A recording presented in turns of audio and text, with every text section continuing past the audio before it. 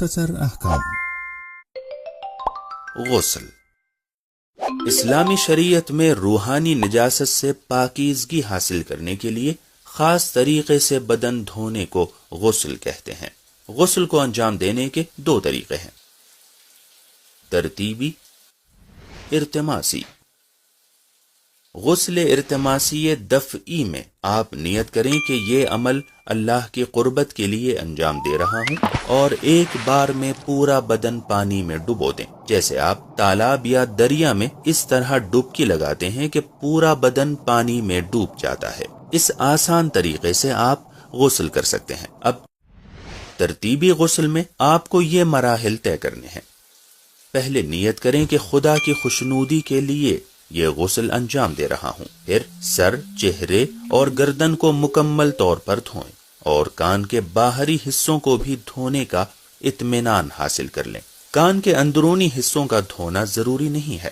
پورے بدن کے دھل جانے کے اطمینان کے لیے بہتر ہے کہ بعد والے اعضاء کا تھوڑا حصہ بھی دھو لیں۔ یہاں پر دھونے سے مراد یہ اطمینان حاصل کرنا ہے کہ پانی جلد تک پہنچ گیا ہے۔ یہ کام شاور یا نل کے نیچے کھڑے ہو کر یا لوٹے سے پانی ڈال کر انجام دے سکتے ہیں۔ یہ اطمینان حاصل کر لیں کہ دوران غسل بدن کا کوئی حصہ خشک تو نہیں رہ گیا۔ اس اطمینان کے لیے ہاتھوں سے پانی کو بدن پر ملیں۔ اب بدن کا داہنا حصہ دھوئیں، جس میں کاندھا، ہاتھ، سینہ، پیٹ، پیچھے کا حصہ، شرمگاہ، جھانگ، پنڈلیاں اور پیر شامل ہیں۔ احتیاط کے طور پر ان کے ساتھ بائیں حصے کا بھی کچھ حصہ دھو لیں۔ پھر بایاں حصہ اور شرمگاہ ویسے ہی دھوئیں جیسے داہنے حصے میں دھویا تھا۔ بایاں حصہ دھوتے ہی غسل مکمل ہو جائے گا۔ اہم بات جان لیں کہ بعض علماء بایاں کاندھا دھونے سے پہلے داہنا کاندھا دھونے کی شرط نہیں لگاتے ہیں۔ وہ کہتے ہیں کہ سر اور گردن دھونے کے بعد بدن کے بقیہ حصوں کو دھونا چاہیے۔ غسل کرتے وقت کن چیزوں کی رعایت کرنا ضروری ہے؟ پانی پاک ہونا چاہیے، یعنی نجس نہ ہو، مباح ہونا چاہیے، یعنی غصبی نہ ہو، مطلق ہو، یعنی اس میں کچھ ملا نہ ہو اور اس میں کوئی چیز گھولی نہ گئی ہو۔ پانی کھال تک پہنچنا چاہیے، اور اگر کوئی چیز کھال تک پانی پہنچنے میں رکاوٹ بن رہی ہے تو اس کو برطرف کر دینا چاہیے۔ صرف بالوں کو دھوئیں اور پانی سر کی کھال تک نہ پہنچے تو یہ کافی نہیں ہے۔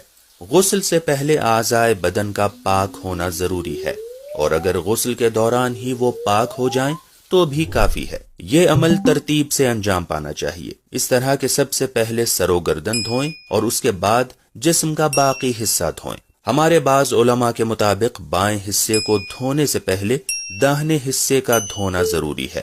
اس مسئلے کو اپنے مرجع تقلید کی توضیح المسائل میں دیکھ لیں۔ اس سلسلے میں مراجع کرام کے مختلف نظریات ہیں۔ اختیاری حالت میں اپنے بدن کو خود ہی دھونا واجب ہے۔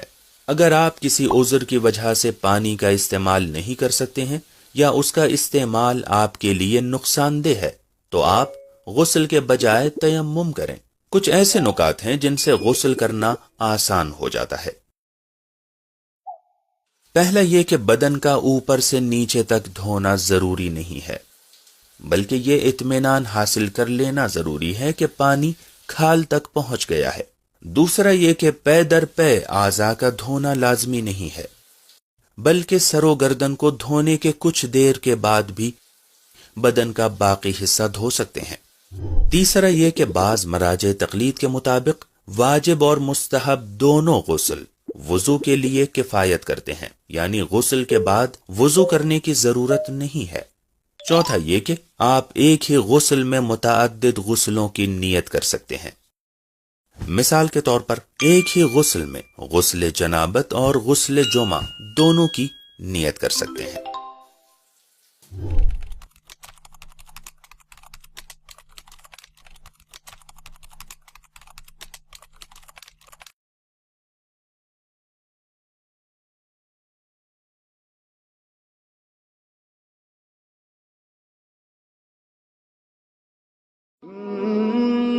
هديناه السبيل إما شاكرا وإما اگر آپ ہمارے لیٹسٹ ویڈیوز کے بارے میں جاننا چاہتے ہیں تو ہمارے چینل کو سبسکرائب کریں اور بیل آئیکن کو پریس کریں۔ شکریہ۔